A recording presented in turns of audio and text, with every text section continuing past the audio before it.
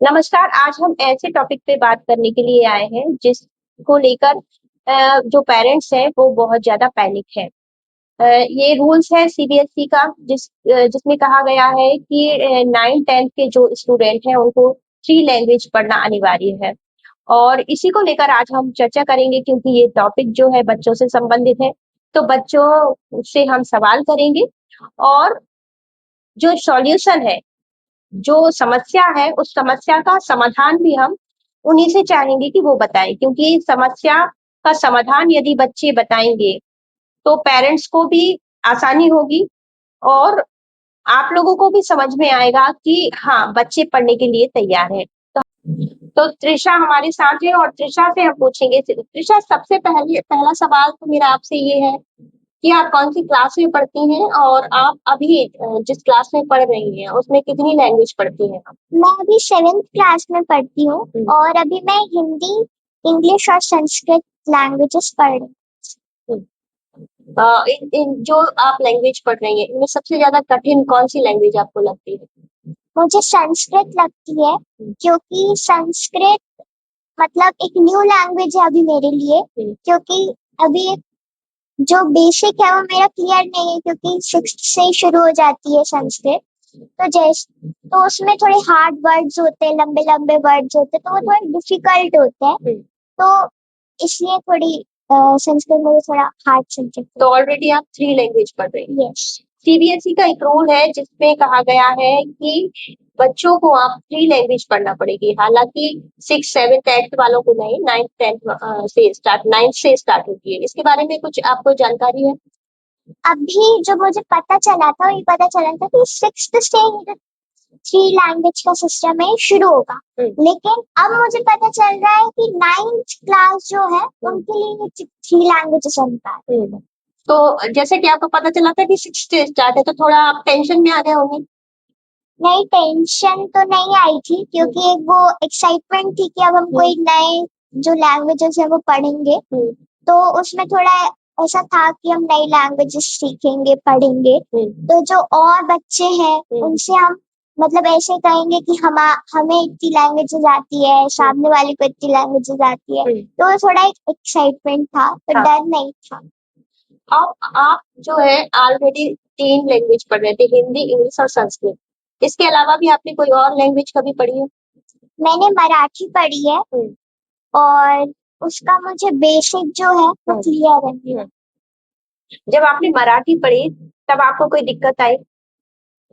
दिक्कत तो थी क्योंकि मेरी जो मातृभाषा है वो हिंदी है, लेकिन अब मैं कोई और सी लैंग्वेज पढ़ूंगी तो दिक्कत तो आती है, जैसे मुझे अभी संस्कृत में आ रही है। लेकिन फिर मे, अ, मेरी ट्यूशन टीचर जो थी उन्होंने मेरा पूरा बेसिक क्लियर करा दिया था और अब मुझे मराठी सीखने में ऐसा लगता है कि मैं अब सीख सकती हूँ। हाँ, और अब मुझे कोई ऐसा वो नहीं रहता मराठी से।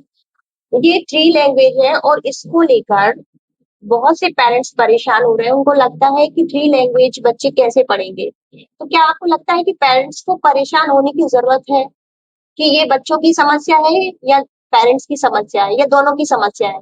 समस्या तो दोनों की ही है क्योंकि बच्चे नई लैंग्वेज सीखेंगे तो पूरा वो क्लियर तो नहीं कर सकते। पेरेंट्स भी ध्यान देते हैं, अगर टीचर ध्यान देती है, ट्यूशन टीचर ध्यान देती है, उनसे ज्यादा ध्यान पेरेंट्स देते हैं। वो अगर थोड़ा सा भी ध्यान देते हैं ना तो अच्छे से सब हो जाता है।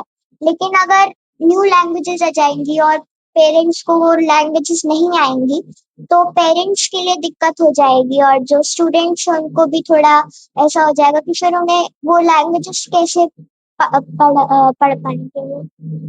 अच्छा, एक बात और बताइए कि इसका समाधान क्या है? जैसे नई लैंग्वेज आती है, बच्चों को पढ़ना नहीं आ रहा है, पेरेंट्स घर पे है नहीं है, इसका समाधान क्या है? इसका समाधान है मोबाइल, क्योंकि मोबाइल में आजकल बहुत अच्छे-अच्छे फीचर्स आ गए हैं, जिसमें से एक फीचर है ट्रांसलेशन फीचर और उस ट्रांसलेशन फीचर से दुनिया भर की जितनी भी लैंग्वेजेस हैं, वो हम सीख सकते हैं और हम जैसे किसी चीज़ को हमें ट्रांसलेट करना हो तो हम ट्रांसलेट भी कर सकते हैं और आजकल कुछ लर्निंग ऐप्स भी आ गई हैं, जिनसे हम लैंग्वेजेस भी सीख सकते हैं।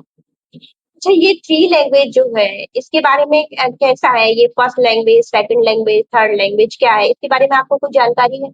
हाँ, तो जो ये 3 लैंग्वेजेस होती हैं, इनमें वो 3 सेक्शंस में डिवाइडेड होती है, R1, R2, R3।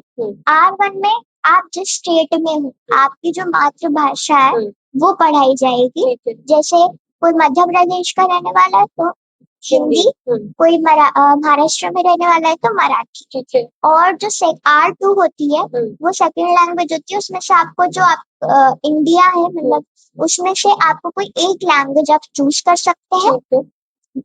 उसमें आपकी मातृभाषा को छोड़ के आप एक लैंग्वेज चूज कर सकते हैं और वो लैंग्वेज आप पढ़ सकते हैं।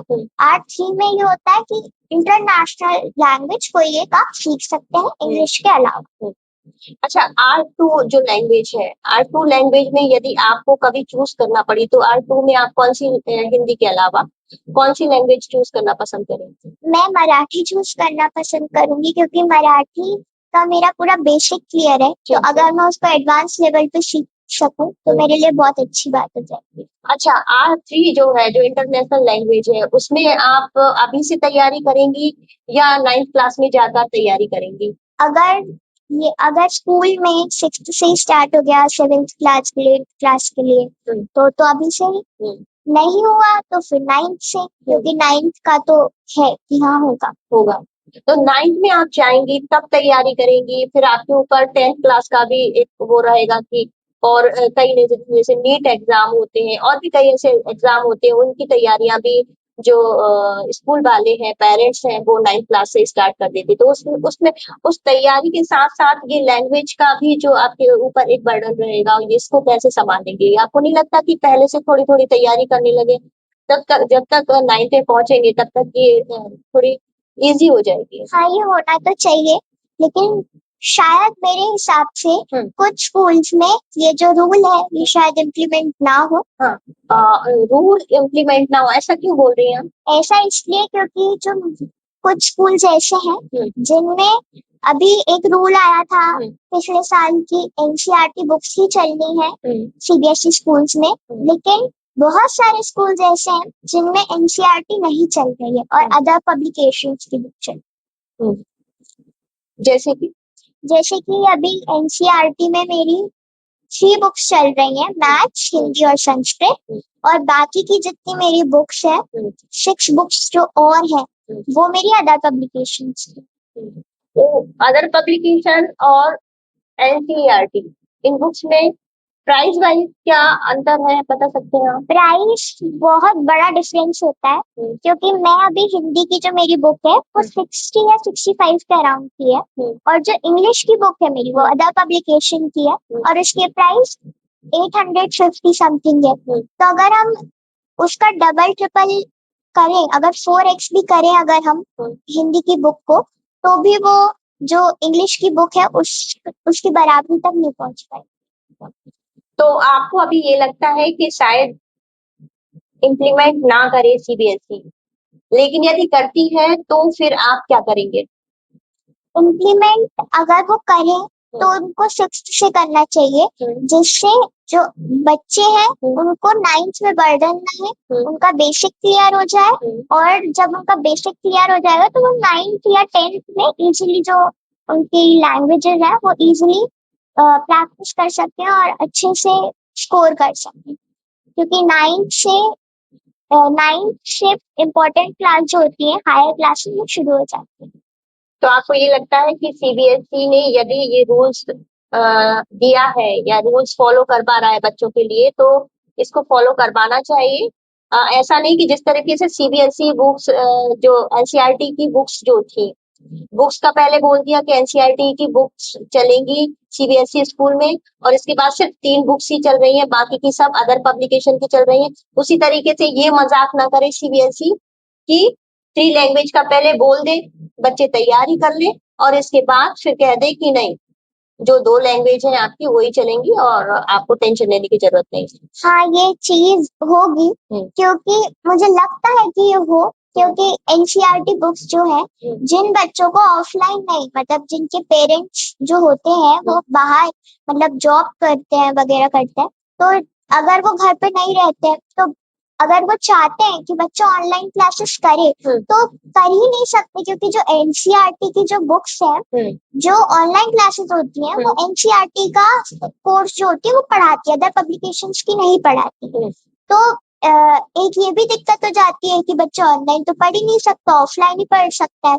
इसमें एक तो ट्यूशन का खर्च और ऊपर से आने जाने का खर्च, और अगर बीच में कुछ अभी आजकल बड़ा वो किडनैपिंग का चल रहा है, तो ऐसे कुछ हादसे हो जाए बीच में, तो ये भी बहुत बड़ी टेंशन वाली हाँ, बात हो जाती है। हाँ।